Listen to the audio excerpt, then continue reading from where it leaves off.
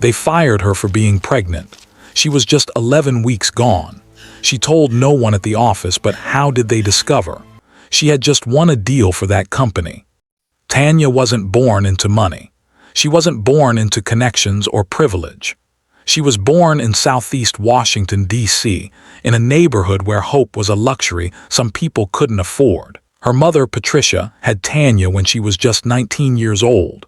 Patricia was beautiful, ambitious, and broke. She worked 2 jobs, one at a hospital as a nurse's assistant and another at a grocery store on the weekends. Tanya's father was a man who made a lot of promises and kept almost none of them. By the time Tanya was 5, he had disappeared completely. Patricia did everything she could for her daughter. She made sure Tanya had what she needed. But more importantly, she made sure Tanya had something deeper. She had belief. Patricia believed that her daughter could be more than what their circumstances said she should be. "Baby girl," Patricia used to tell her, brushing Tanya's hair into tight braids on Sunday nights, "you got something special inside you. I can feel it. Don't let nobody tell you different. Don't let this neighborhood tell you who you are. Don't let poverty whisper lies in your ear." Tanya listened. She listened and she studied and she worked. While other kids her age were hanging on corners, Tanya was in the library. While her classmates were giving up, Tanya was staying late at school, asking teachers for extra assignments. In 10th grade, she decided she wanted to work in business. Not just any business, she wanted to build things. She wanted to create jobs. She wanted to prove that a girl from Southeast could run a corporation. It was a wild dream. Her guidance counselor thought she should aim lower, maybe accounting, maybe administrative work, something realistic for someone like her. But Patricia had other ideas. "Realistic is what people tell you when they're scared," Patricia said one night. They were eating beans and rice at their small kitchen table, the same meal they had eaten 3 times that week. "Don't be scared, Tanya, be brave." So Tanya stayed brave. She graduated high school with honors. She got a scholarship to Howard University. She studied business administration and finance, working part-time at a coffee shop to help her mother with rent. Patricia had gotten sick in Tanya's junior year. Nothing serious, just tired, her body running on empty for so long. But it made Tanya work even harder. When Tanya graduated from Howard with her degree in business administration, Patricia cried. She held her daughter's face in her hands and cried like she had been waiting her whole life for this moment. "I always knew," Patricia whispered, "I always knew you would make it." After graduation, Tanya applied to every business firm in Washington, D.C. She got rejected by most of them. Her resume was good, but it wasn't enough. She didn't have connections. She didn't know anyone who could make a call and open a door. Then Meridian Solutions called. Meridian Solutions was a mid-sized consulting firm that worked with federal contracts and government agencies. It was a good company, not a great one, but it was willing to take a chance on Tanya. They hired her as an entry-level consultant. That first year, Tanya learned the game. She learned that business wasn't just about being smart. It was about being faster than everyone else. It was about staying late and staying focused. It was about understanding what people wanted before they even knew they wanted it. Tanya did all of that and more. She brought in her first client in her second month. By the end of her first year, she had brought in 5 major contracts. Her boss noticed. His name was David Brennan, and he was a man who looked like he had been born in an expensive suit. He had pale skin, sandy blonde hair, and the kind of confidence that came from a life of privilege.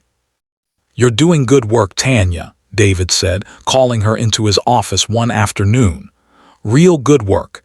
Keep this up and you might have a real future here." Tanya smiled. She felt proud, but looking back she would realize that was the moment David started seeing her differently, not as a colleague, not as a talented employee, but as a threat. Because Tanya wasn't just good, she was going to be better than David. Over the next 3 years, Tanya rose through the ranks of Meridian Solutions.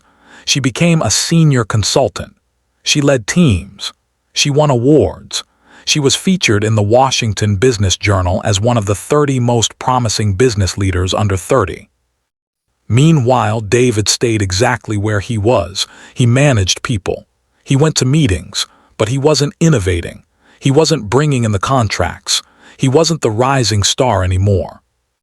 The tension between them grew like a plant in the dark, slow but steady. In her 4th year at Meridian Solutions, Tanya met Marcus Williams. Marcus worked in marketing for a tech startup across town. He was tall, with deep brown eyes and a smile that made Tanya forget her own name. But more than that, Marcus was kind. He listened when Tanya talked about her dreams. He didn't try to make them smaller or easier. He just listened and believed in her. They met at a networking event in downtown D.C. Tanya was standing alone near the bar, checking her phone, when Marcus walked up to her. "You look like you're planning a takeover," Marcus said, his voice warm and playful.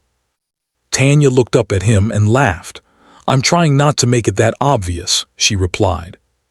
Marcus laughed too. "I'm Marcus," he said, extending his hand. "Tanya," she said, and when she shook his hand, something shifted. They talked for 2 hours that night. Marcus told her about his family. His father was a retired postal worker. His mother was a teacher. He had 2 younger sisters and a golden retriever named Obama. He talked about his dreams of starting his own marketing firm. He talked like someone who believed that life was something you built, not something that happened to you. When Tanya told him about her childhood, about Patricia working 2 jobs, about being the first in her family to go to college, Marcus didn't feel sorry for her. He felt inspired by her. "That's incredible," he said, and he meant it. They started dating seriously after that night.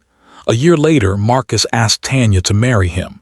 He got down on one knee in a park overlooking the Potomac River. It was a Saturday morning.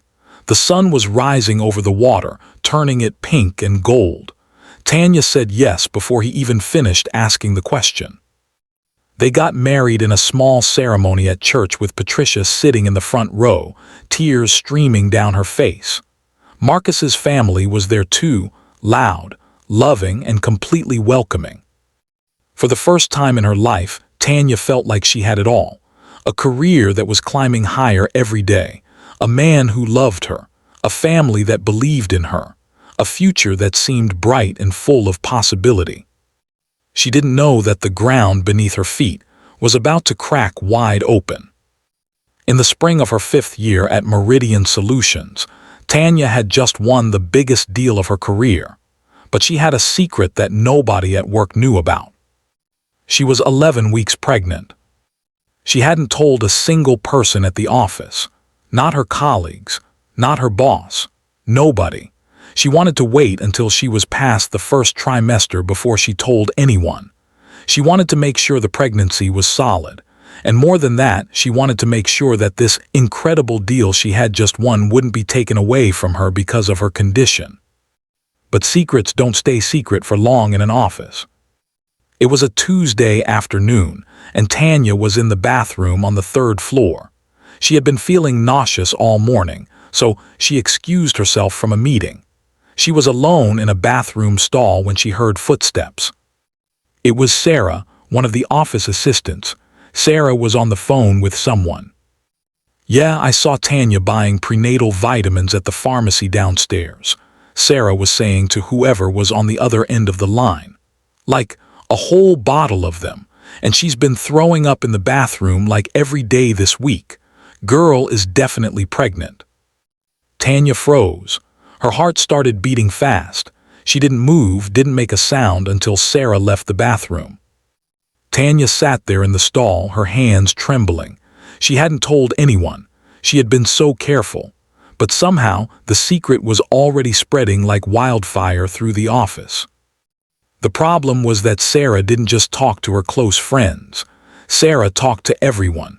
And one of the people she talked to was Marcus Chen, another senior consultant. And Marcus Chen talked to people in the break room during lunch, and those people told other people at happy hour. By the time Tanya left work that day, half the office probably knew she was pregnant. But there was one person who found out in a way that made it personal, that made it feel like a betrayal. That person was David Brennan. David found out when his girlfriend, Jennifer, mentioned it to him at dinner that night. Jennifer worked in the marketing department at Meridian Solutions. She and David had been dating for about 2 years. Jennifer was sitting across from David at a restaurant, eating her salmon, when she casually said, "Did you know Tanya is pregnant?" David's fork froze halfway to his mouth. "What?" he asked. "Tanya Matthews," Jennifer said. "She's pregnant. Everyone at work is talking about it. She's only about 3 months along, I think. She must be terrified. I mean, she just won that huge Federal Technologies deal. If she's going to have a baby, the timing is terrible." David didn't say anything. He just sat there staring at his food. He was thinking about the Federal Technologies deal. He was thinking about how Tanya had led that proposal. He was thinking about how the board was probably going to see Tanya as the rising star of the company. He was thinking about how she was going to get promoted, how she was going to make even more money, how she was going to become even more important. And now she was pregnant, which meant she would take maternity leave, which meant the Federal Technologies account would need someone else to manage it, which meant someone else would get credit for making it successful. David felt something dark rise up in his chest, jealousy, anger, fear. Because he realized in that moment that Tanya was going to have it all. The career, the baby, the success. And David was going to be left behind, managing a company that was outgrowing him, working for a woman who was half his age and twice as talented. He couldn't let that happen. He had to do something. For 3 months, Tanya had worked on the Federal Technologies contract like her life depended on it. Federal Technologies was looking for a consulting firm to help them navigate a major transition. They were shifting from military contracts to civilian government work. It was a massive deal, potentially $4.7 million over 3 years. It would put Meridian Solutions on the map as a major player in the federal consulting space. David had assigned Tanya to lead the project, but everyone knew this was Tanya's deal. She had pulled together a brilliant team. She had done deep research on what Federal Technologies needed. She understood their pain points better than they understood themselves. She built a proposal that wasn't just good, it was revolutionary. She created a 90-day transformation plan that would help Federal Technologies restructure their entire business model. She identified cost savings of $2.3 million in the first year alone. She built relationships with the decision makers at Federal Technologies. She made them feel like Meridian Solutions wasn't just a vendor. They were a true partner who genuinely understood their business. On a Tuesday afternoon in late May, the CEO of Federal Technologies called David with the news they had been waiting for. Tanya was in the meeting room with her team when David walked in. His face was unreadable. "Federal Technologies wants to move forward," David announced. "They want Meridian Solutions." The room erupted in cheers. People were jumping out of their chairs. Tanya's team hugged each other. Tanya felt like her chest might explode from happiness. This was it. This was the moment that would change everything. This was the deal that would secure her future at Meridian Solutions. This was the deal that would make her a partner one day. David looked at her for a long moment. Tanya saw something flicker across his face, something dark and angry. Then it was gone. "Good work," he said flatly, and he left the room. But David had already made his decision. He had already decided what he was going to do, and he was going to do it the very next morning. Tanya walked into work the next morning feeling like she was floating. She had barely slept. She had been too excited. She had called Patricia and told her mother the news. Patricia had screamed with joy. She had called Marcus and they had talked about celebrating that weekend. Everything felt right. Everything felt like it was falling into place. She had no idea what was waiting for her. At 9 o'clock, David called her into his office. Tanya walked in feeling confident. She thought maybe he wanted to congratulate her on the federal technology's win. Maybe he wanted to discuss how to structure the project. Maybe he wanted to give her a raise. Instead, he told her to sit down. "I've been thinking about the federal technology's project," David said, not looking at her. "I've been thinking about your future here at Meridian Solutions." "Okay," Tanya said, her heart starting to beat faster. Something was wrong. She could feel it in the air like humidity before a storm. "I'm going to be honest with you, Tanya," David said, and he leaned forward. "You've been a good employee. You've done good work, but I don't think you're a good fit for where Meridian Solutions is going." Tanya felt like someone had punched her in the stomach. "What do you mean?" she asked, her voice smaller than she wanted it to be. "I mean that we're restructuring," David said. He was speaking in that calm, corporate voice that people used when they were delivering bad news. "We're eliminating your position. We're going to move the Federal Technologies project to one of our other senior consultants, and we're letting you go, effective immediately." The words didn't make sense. They were English words, but they didn't connect to anything in Tanya's brain. "I don't understand," Tanya said. "You're terminated," David said, and now he did look at her. His eyes were cold. There was no apology in them, no regret, nothing. "HR will have your termination paperwork ready. You'll receive 2 weeks severance, that's it." Tanya stared at him. She felt like she was watching the scene from outside her body, like she was floating above the room, looking down at this woman who thought she had a future in business. "Is this because of the Federal Technologies deal?" Tanya asked. David smiled. It wasn't a kind smile. "The Federal Technologies deal was good, Tanya, real good. And now that it's won, we don't need you to manage it anymore. Marcus Chen can handle it from here." Marcus Chen was another senior consultant at Meridian Solutions. He was a good manager, but he had nothing to do with winning the Federal Technologies contract. That was Tanya. That was all Tanya. "This isn't fair," Tanya said. David leaned back in his chair. "Fair," he laughed. "Business isn't fair, Tanya, it's just business." Tanya stood up. Her legs felt shaky. "I'm going to fight this," she said. David laughed again. "Fight it if you want, but understand something. You're going to lose, because I'm David Brennan and you're just another consultant. This company will erase you like you were never here." Those words, those cruel, terrible words, they would echo in Tanya's mind for years. Tanya walked to her desk in a daze. Someone from HR was already there, waiting to escort her out. They had packed her personal items into a cardboard box, a pen, a photo of her and Marcus, a plaque for Consultant of the Year. The walk to the elevator felt like a death march. People stared at her. Whispers followed her like ghosts. She made it to the parking garage. The rain had started. It fell on her face like tears, or maybe those were her tears. She couldn't tell anymore. She sat in her car for 30 minutes before she could drive.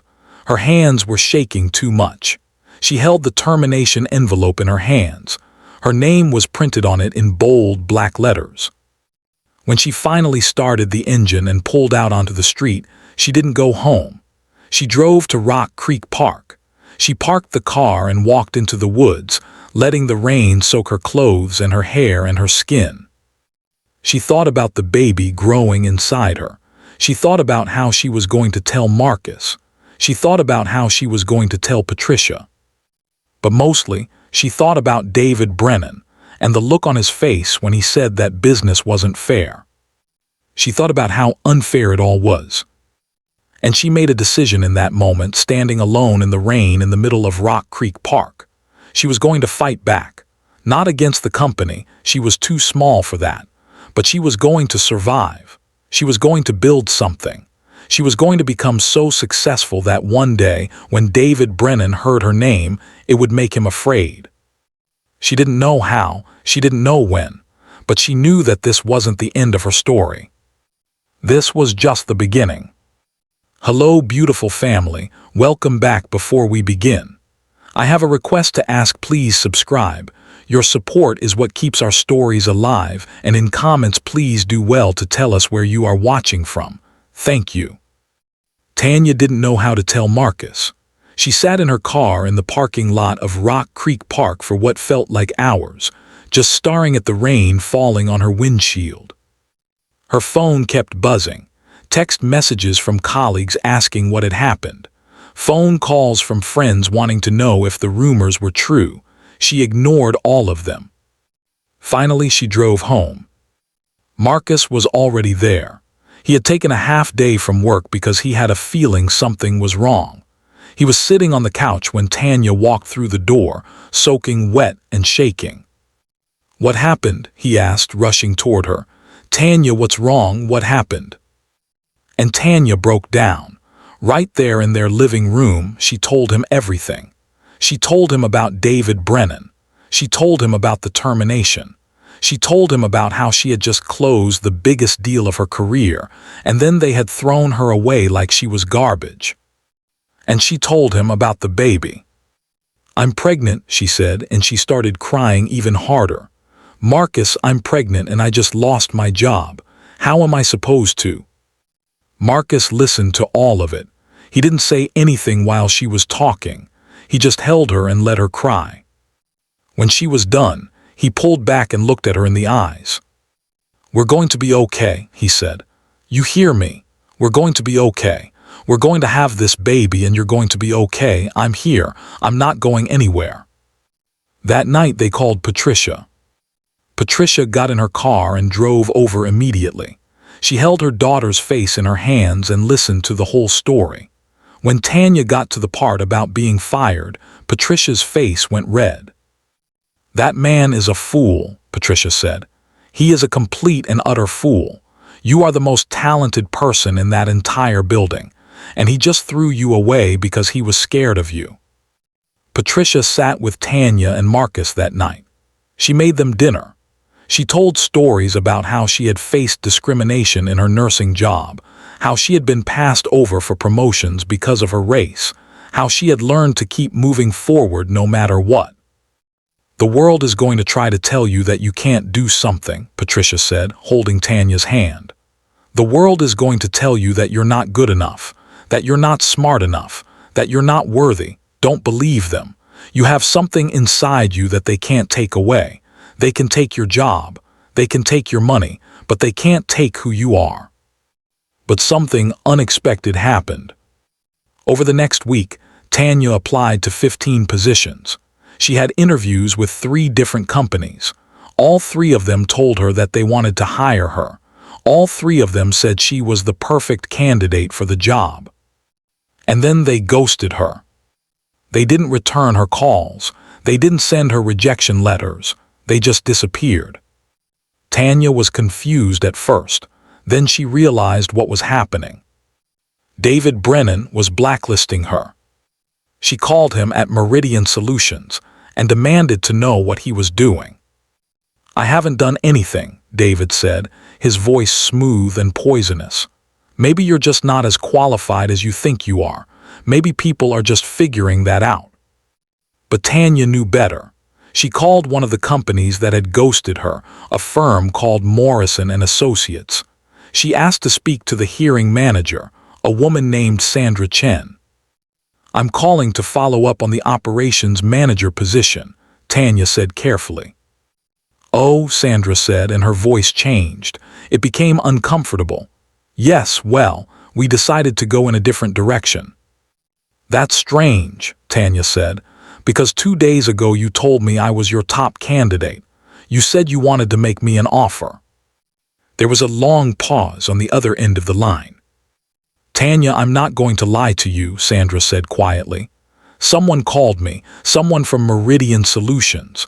They said some things about you that made us concerned, about your reliability, your attitude, your work ethic, things like that." Tanya felt like all the air had left the room. "They didn't give specifics?" Tanya asked. No, but they were very convincing. And they suggested that if we hired you, we might have problems down the line. Professional problems, legal problems maybe. Tanya hung up the phone and sat in the dark. She understood now. David Brennan wasn't just going to let her walk away. He was going to make sure that she couldn't work anywhere else in Washington, D.C. He was going to bury her.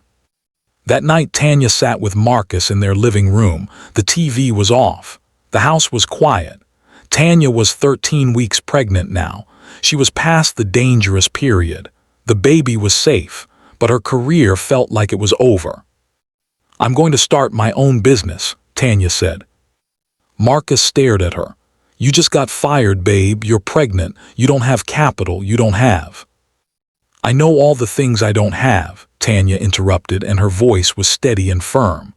"But I have something else. I have experience. I have relationships. I have the federal technologies deal. I know what they need because I built the proposal. I know the decision makers. I know what they want. And I know that David Brennan can't stop me if I work for myself." Marcus wanted to argue with her, but he also knew his wife. He knew that when Tanya got an idea in her head, it was usually a good one. "Okay," he said finally. "Okay, if this is what you want to do, I'm with you. We'll figure it out." 3 weeks later, Matthews Consulting Group was officially registered as a business. Tanya didn't have an office. She worked from home from a desk in the corner of their bedroom. She didn't have employees. She did everything herself, the sales calls, the proposals, the client management, everything. She didn't have much money in the bank. She lived on Marcus's salary and the small severance package from Meridian Solutions. But she had something that David Brennan didn't know she had. She had relationships with the people at Federal Technologies, not just the decision makers, the people who actually did the work, the analysts and the project managers and the operations directors. She called them one by one and told them that she had started her own consulting firm. She told them that if they needed help with the transition that Meridian Solutions had proposed, she was available. She told them she could deliver better results faster. 3 of them became her first clients. And because Tanya had actually done the work on the Federal Technologies proposal, she knew exactly what they needed and how to deliver it. She didn't charge them a lot of money. She couldn't afford to. But she delivered results that were even better than what she had promised. Word started to spread through the federal contracting community. There was a consultant named Tanya Matthews who was brilliant, reliable, and willing to work harder than anyone else. There was a consultant who understood federal government work better than people who had been doing it for 20 years. Within 6 months, Matthews Consulting Group had 3 clients and was generating $45,000 per month in revenue. It wasn't much, but it was enough. It was enough to keep Tanya afloat. While Tanya was building her business, her pregnancy progressed. She was sick for the first trimester, tired all the time. Her body ached, her feet swelled, her back hurt, but she kept working. She took calls in the car between client meetings. She worked late into the night, her laptop balanced on a pillow as she lay in bed. Marcus tried to make her slow down. Patricia tried to make her rest. But Tanya couldn't stop. She knew that if she stopped, if she took her foot off the gas for even 1 second, the whole thing would fall apart. Patricia was worried. "You need to slow down," her mother said, sitting with Tanya in the kitchen one afternoon when Tanya was 7 months pregnant and still working 80-hour weeks. "You need to rest. The baby needs rest. You're going to hurt yourself." "I know," Tanya said, "but if I don't work now, we won't have what we need when the baby comes. I need to build a cushion. I need to make sure we're secure." Patricia looked at her daughter, and Tanya saw something break in her mother's eyes. Patricia had worked that hard her whole life. She knew what it did to your body. She didn't want that for Tanya. But she also knew that she couldn't stop her. Tanya went into labor on a cold night in January. She was at home, working on a proposal for a new client when the contractions started. They were far apart at first. She thought she could work through them. She had another 3 hours until her deadline. But by midnight, the pain was intense and regular. Marcus called the hospital. They told him to bring Tanya in. Marcus threw clothes into a hospital bag. He called Patricia, who said she would meet them at the hospital. Then he helped Tanya into the car, her hands gripping the door handle as another contraction hit. The drive to the hospital felt like it took forever. Every red light felt personal. Every bump in the road made Tanya gasp with pain. When they got to the hospital, the doctors took over. They put her in a labor and delivery room. They hooked her up to machines that beeped and recorded everything that was happening inside her body. Patricia arrived an hour later, and she stood beside Tanya's bed and held her daughter's hand for the next 8 hours. At 3 in the morning, Tanya's daughter was born. They named her Sophia. She weighed 7 pounds, 2 ounces. She had Marcus's deep brown eyes and Tanya's determined chin. When the nurse placed her on Tanya's chest, Tanya felt something that she had never felt before. A kind of love that was so intense it was almost painful. A kind of love that made her understand why her mother had worked so hard, made her understand what sacrifice really meant. "Hello, my beautiful girl," Tanya whispered, and she cried. Marcus cried too. Patricia cried. They all stood around this tiny baby and cried because they knew that she had just changed everything. Going back to work 6 weeks later was harder than Tanya expected. She had unpaid maternity leave.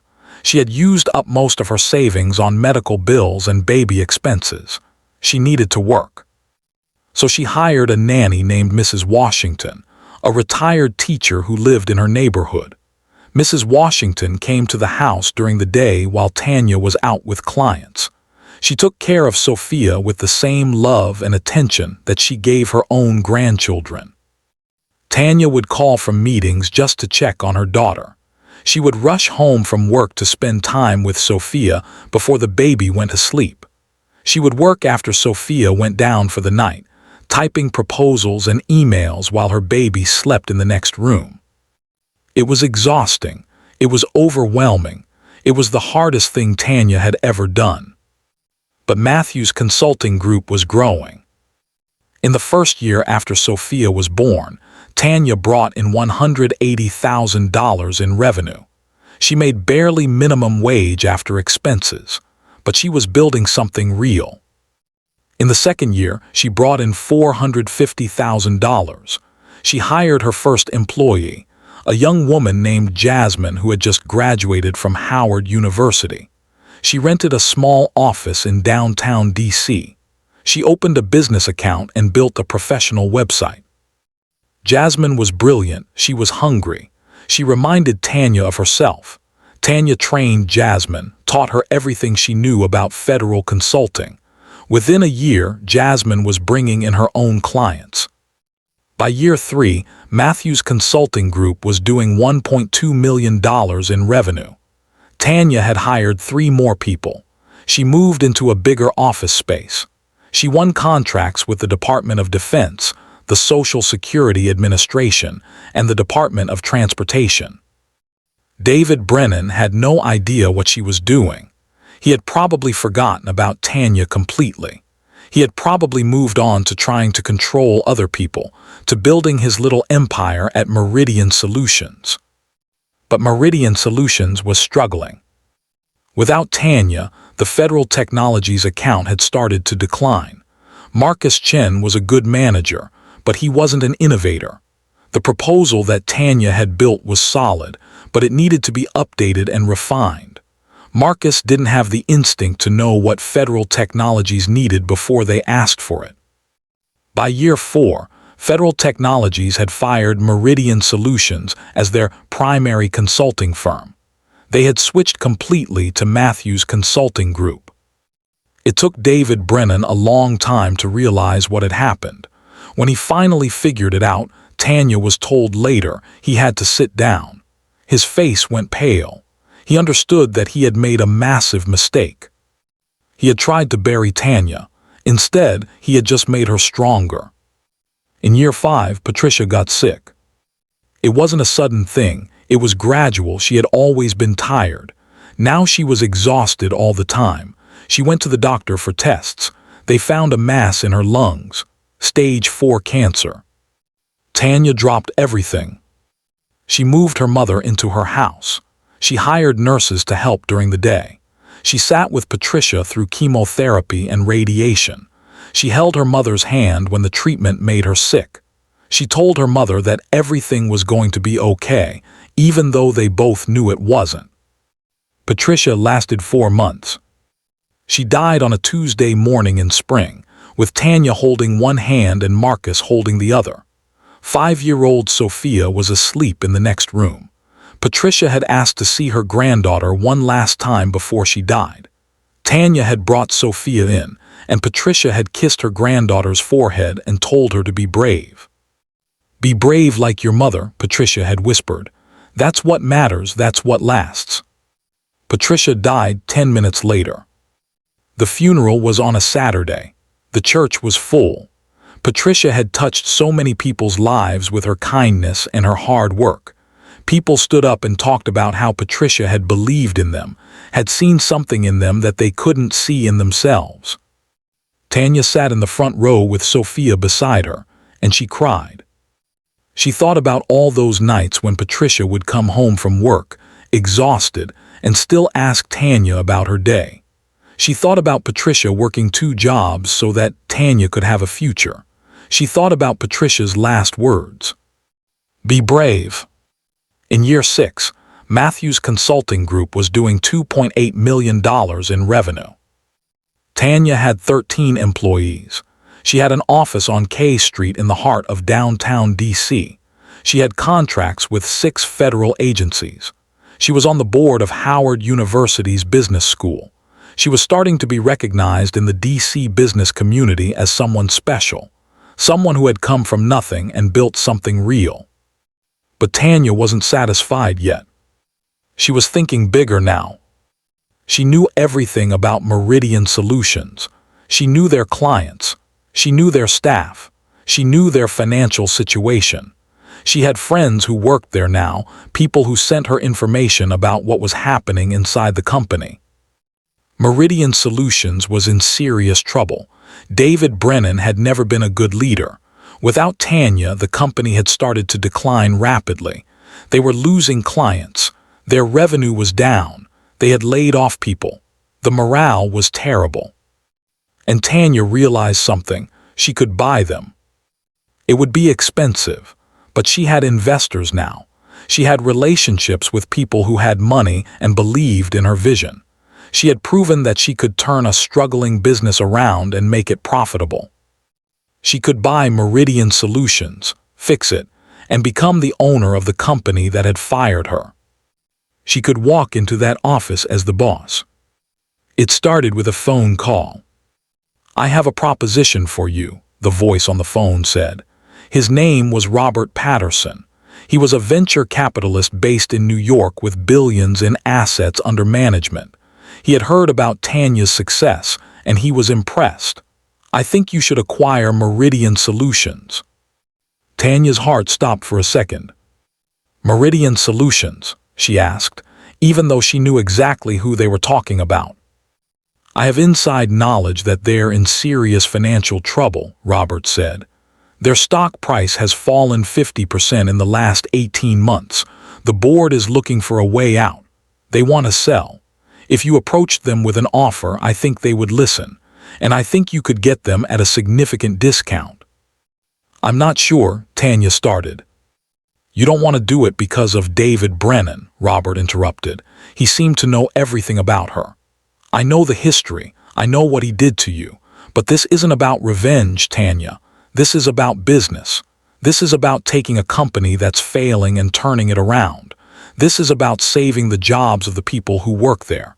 And yes, it's about making David Brennan answer for what he did." Tanya was quiet for a long time. Was she ready for this? Was she ready to face David Brennan again? Was she ready to walk back into that building as his boss? Yes. Yes, she was. 3 weeks later, Tanya was sitting in a conference room with the board of directors of Meridian Solutions. The board was made up of 7 people. They were businessmen and businesswomen who had invested in Meridian Solutions years ago, thinking it was going to be a gold mine. Instead, it had become a sinking ship. They needed to get out. David Brennan sat at the head of the table. He looked different from how Tanya remembered. Older, tired. His expensive suit didn't fit quite right anymore. He looked like a man who had been slowly losing control of everything. When he saw Tanya walk into the room, his face went white. "What is she doing here?" he demanded, his voice shaking.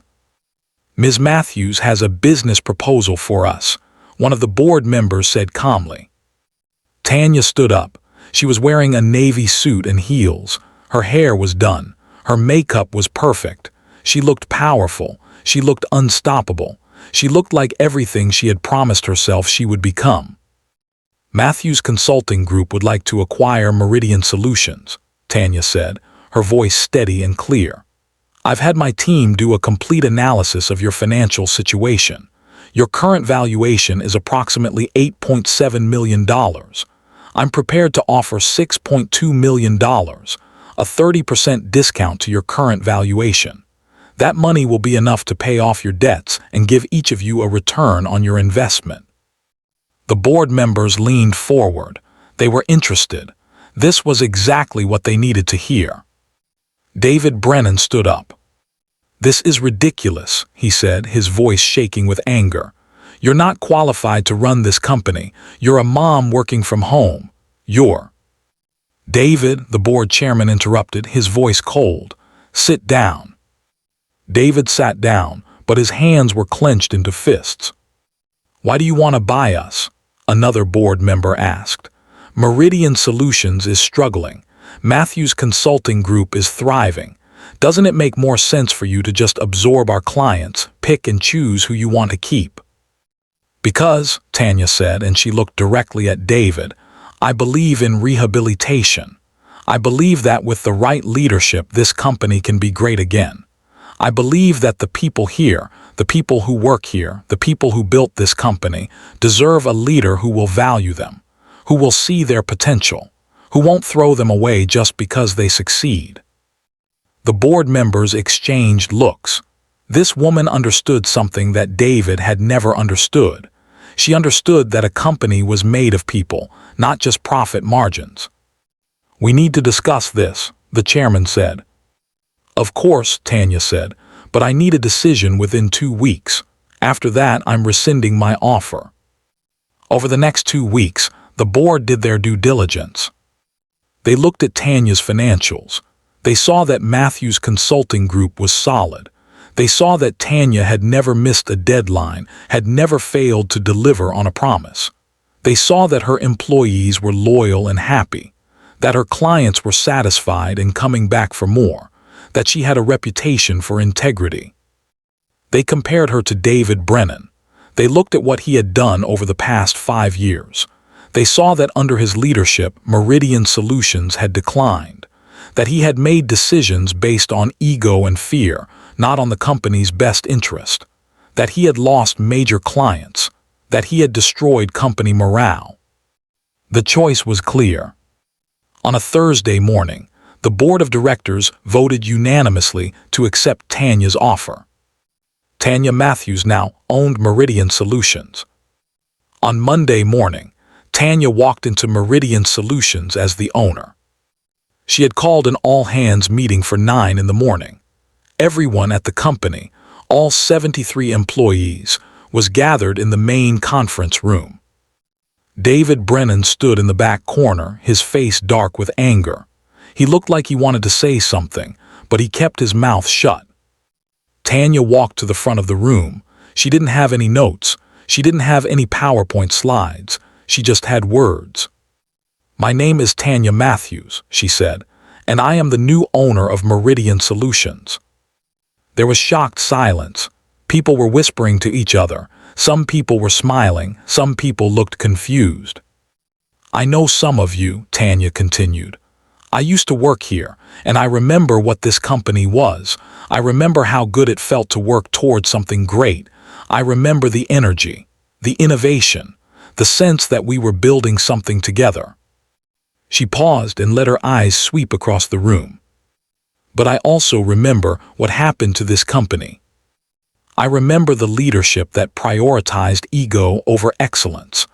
I remember the decisions that were made based on fear instead of vision. I remember watching this company lose its way." Tanya walked slowly through the room, looking people in the eyes. Effective immediately, David Brennan is no longer the president of Meridian Solutions. He is no longer part of the leadership team. He will be on administrative leave for the next 30 days while we facilitate his transition out of the company. David Brennan's face turned red, his hands clenched. He opened his mouth to say something, but Tanya held up her hand. "You'll be paid your severance," Tanya said, her voice calm and professional. "You'll receive references for your time here, but you will no longer be part of this organization. Please pack your personal items and leave by noon today." David Brennan stood there, his hands shaking with rage. He looked like he wanted to say something, to defend himself, to explain why this was all a mistake.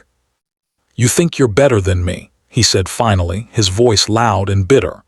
"You think you won because you have money now, you think."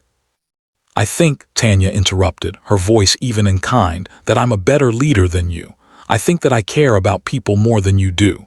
I think that I'm willing to work harder than you ever did. I think that when I see talent, I nurture it instead of crushing it. That's not because I'm better than you as a person, David. It's because I understand something that you never did. This company isn't about any one person. It's about all of us working together." She turned back to the rest of the staff. "I'm going to invest in this company," Tanya said, and now her voice was warm and full of hope. "I'm going to invest in training. I'm going to invest in salaries. I'm going to invest in people, because people are what make a company great, not egos, not power struggles, people." She smiled, and there was warmth in it, not cruelty, not revenge, just hope. "Welcome to the new Meridian Solutions," she said. "I think we're going to do something amazing together." The room erupted in applause. The next weeks were a blur of activity. Tanya brought her team from Matthews Consulting Group into Meridian Solutions. They merged the two companies, taking the best of both organizations.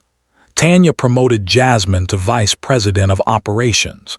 She hired a new CFO who understood profitability and growth. She restructured the company from the inside out. And she did something that shocked everyone. She rehired every single person that David Brennan had laid off out of spite. She called them personally, apologized for what had happened, and offered them their jobs back with higher salaries and better benefits. She brought them back into the fold. The word spread through the DC business community like wildfire. There was a company owner named Tanya Matthews who had taken over a failing business and saved it, who had restored people's faith in leadership, who had proven that you didn't have to be ruthless to be successful. You could be kind and still be powerful. You could be empathetic and still be a brilliant businesswoman. By 2 years after taking over, Tanya had transformed Meridian Solutions into something special. She brought in $4.2 million in new contracts. She expanded the company from 73 employees to 142. She opened a second office in Arlington, Virginia. She started a mentorship program for young Black entrepreneurs who wanted to start their own businesses. She donated $250,000 to Howard University's business school in her mother's name. The company that had tried to break her was now thriving under her leadership. But the best part wasn't the money. The best part wasn't the success. The best part was watching her employees grow. The best part was walking through the office and seeing people who had lost their confidence under David's leadership now standing tall, proud of their work, proud of their company. On a Thursday afternoon, a young woman named Michelle came to Tanya's office. Michelle had been working at Meridian Solutions when David was in charge. She had been a junior consultant, talented but struggling. David had told her she'd never make it. He had made her feel small and worthless. He had crushed her spirit. But after Tanya took over, something changed. Tanya gave her real projects. Tanya let her lead a team. Tanya told her she had potential, and Michelle believed her. Now Michelle was sitting across from Tanya's desk, and she was glowing. "I came to say thank you," Michelle said, her eyes full of emotion. "I'm leaving to start my own marketing firm. I wanted to say thank you before I go." "Why?" Tanya asked, even though she knew. "Because you believed in me," Michelle said. "When David Brennan was telling me I wasn't good enough, you gave me real projects. You let me lead a team. You told me I had potential, and I believed you. I believed in myself because you believed in me." Tanya reached across her desk and squeezed Michelle's hand. "You're going to do great things," Tanya said. "I know," Michelle said, and she smiled, "because someone finally saw me for who I really am." A year after taking over Meridian Solutions, Tanya was invited to speak at a business conference in Washington, D.C. It was a prestigious event.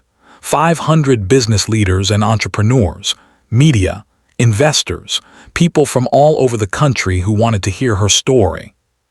They asked her to talk about her journey, from being fired while pregnant to owning the company that fired her, from desperation to triumph, from pain to purpose. Tanya stood on the stage looking out at the audience. She thought about Patricia. She thought about Marcus. She thought about little Sophia, who was now 8 years old and already talking about her own dreams. "I could stand here and tell you that my story is about revenge," Tanya said. "I could tell you that I woke up every morning for 7 years thinking about David Brennan and what he did to me. I could tell you that buying his company was the best moment of my life." She paused and let the silence settle over the audience. "But that would be a lie. The best moment of my life wasn't buying Meridian Solutions. The best moment was the day I realized that I was free." Tanya walked across the stage, her heels clicking on the floor. "When David Brennan fired me, I felt like my life was over. I felt like he had power over my future. I felt like everything I had worked for was gone. And for a while that was true. I was devastated. I was angry. I was terrified." She looked directly at the audience. "But then I realized something. David Brennan had no power over me unless I gave it to him. He could take my job. He could blacklist me. He could try to ruin my career. But he couldn't touch who I was on the inside. He couldn't take away my drive. He couldn't take away my talent. He couldn't take away my determination. So instead of fighting with him, instead of trying to destroy him, I just built something better. I built something that proved that I didn't need him, that I had never needed him. And when I finally did buy his company, it wasn't because I wanted revenge. It was because I wanted to save it. I wanted to save the people who were still there. I wanted to show them what good leadership looked like." Tanya smiled. "The moral of my story is simple. Don't fight your enemies. Build something better. Don't try to destroy the people who hurt you. Just become so successful that they become irrelevant. And when you have the chance to lift others up, to give them the opportunity that you didn't have, that you were denied, take it. That's where real power is." 7 years after buying Meridian Solutions, Tanya stood in the office that used to be David Brennan's. It was her office now, but she had changed it completely. The cold mahogany desk was gone. The fancy leather chairs were gone. She had replaced them with warm wood and comfortable furniture. She had put up pictures of her team, pictures of charity events where Meridian Solutions had helped the community, pictures of young people who had come through their mentorship program and gone on to start their own businesses. On the wall there was a large portrait of Patricia, Tanya's mother, looking proud, looking hopeful. Tanya looked at that picture every single day. Because every success she had, she carried her mother with her. Marcus walked into the office. He had left his marketing job 5 years ago to help Tanya run both companies. They worked together now. They built together. Sophia wants to know if she can come by the office after school, Marcus said, smiling. She has some ideas for the mentorship program. Girl is something else, Tanya, just like her mother. Tanya smiled. Her daughter, now 13 years old, smart, ambitious, driven. She was already thinking about business, already thinking about how to help others. Tell her to come by, Tanya said. I want to hear her ideas. Marcus walked over and kissed the top of her head. Then he left to pick up their daughter. Tanya looked around her office. She thought about the girl who had been fired from this company. The girl who had felt like her world was ending. The girl who didn't know how strong she really was. That girl was still inside her, but she wasn't scared anymore. She wasn't desperate anymore. She was powerful. She was confident. She was exactly who she had promised herself she would become. In the end, David Brennan left Washington, D.C. He took his severance package and moved to Florida. He tried to start a consulting firm there, but nobody wanted to hire him. His reputation had preceded him. The story of how he had fired a pregnant woman, how he had blacklisted her, how she had come back and bought his company, that story spread through the business community like wildfire. It became a cautionary tale, a lesson about hubris, a reminder that what you do to people matters, that how you treat people defines who you are. Tanya never spoke publicly about David Brennan again after that first day she took over. She didn't need to. Her success spoke for itself. But sometimes, late at night, when Tanya was working late in her office, she would think about him. She would think about the moment when he realized what he had done, the moment when he understood that his own actions had destroyed him. And she would feel something, not anger, not satisfaction, not revenge, just sadness. Sadness that someone had let fear and ego take over so completely that they had destroyed their own life. If there is one lesson to take from Tanya's story, it is this. Your circumstances don't define your destiny. Tanya was fired while pregnant. She had no job. She had no savings. She had a child depending on her. The world told her that she should give up, that she should accept her failure. But Tanya didn't listen to the world. She listened to her mother's voice echoing in her mind. Be brave. And that bravery changed everything. Not because being brave automatically makes you successful, but because being brave means you keep going when everything tells you to stop. Being brave means you build instead of destroy. Being brave means you lift others up instead of tearing them down. Tanya could have become bitter. She could have become a person filled with anger and resentment. Instead, she became a person filled with purpose. She became a leader who lifted others up. She became a woman who believed in second chances because she had been given one by her own determination. The money, the company, the success, those are great, but they're not what makes Tanya's story special. What makes her story special is that she became the kind of person worth becoming. And that is something that nobody can take away from you. Nobody can fire you from being brave. Nobody can blacklist you for having integrity. Nobody can destroy your character unless you let them. So when life knocks you down, when someone does you wrong, when the world feels unfair, remember Tanya. Remember that inside you is the strength to rise. Remember that revenge isn't found in destroying your enemy. Revenge is found in becoming so successful, so kind, so powerful that your enemy becomes irrelevant. Remember that you have the power to choose who you become. Be brave. That's the lesson. That's always the lesson. Thank you for watching. If this story inspired you, if it made you believe that you can overcome your own challenges, please share it with someone who needs to hear it. Subscribe to this channel for more stories of triumph, resilience, and real strength. Hit that notification bell so you never miss a new story. And remember, your circumstances don't define your destiny. Be brave. That's all you need.